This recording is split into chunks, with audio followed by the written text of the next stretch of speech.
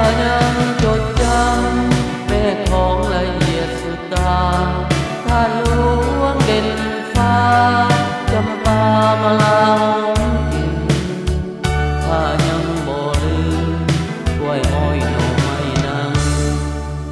บ่อนเคยอยู่กินเสียงคุยเสียงแคนสุขสันต์ได้แต่เฝ้า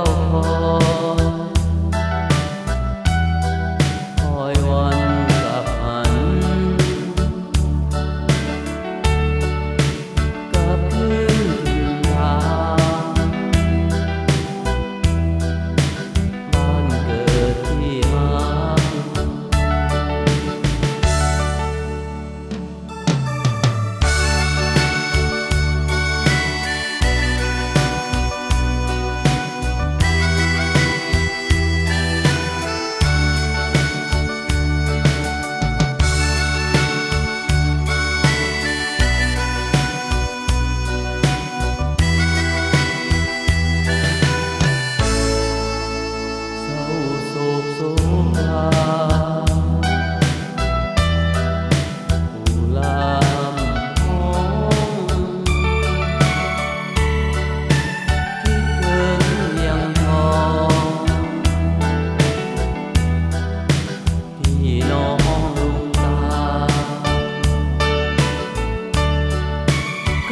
ยังจดจ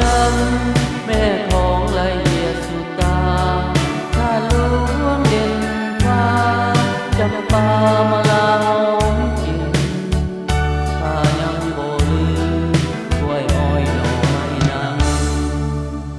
บ่อนเคยอยู่กินเสียงคุยเสียงแคนสุขสันต์